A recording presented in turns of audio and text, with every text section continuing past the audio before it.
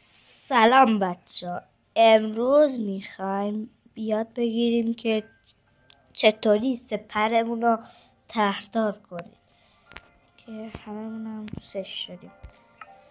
اول شما باید برید توی کریتیویتون یه دونه آینه بردارید، دونه سپر و یه دونه بنر بردارید. یه دونه بنر شما توسی بردارید، هر رنگی دلتون خواست میتونید بردارید. آینه بردارید.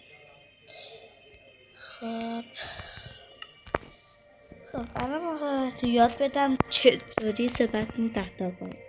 اول اینو میذارید روی زمین، به یادم فیس وایسا یه دونه آینه مشکی حالا برمیدارم آبی شد خیلی بازار بنرمون رو میذاریم آبی میکنه. خب بعد ما یه نفر اینو میذاریم اینجا، اینطوری میشه مثلا.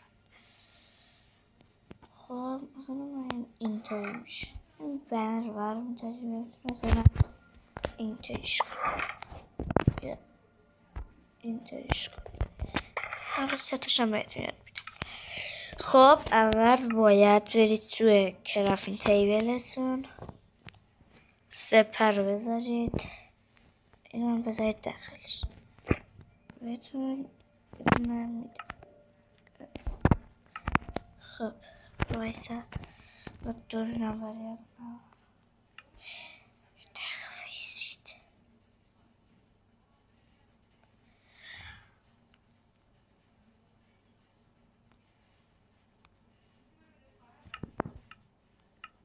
خب حالا راه کنید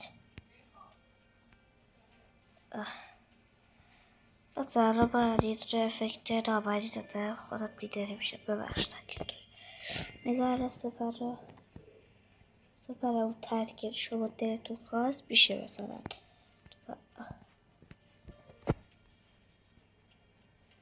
از آموزش سپر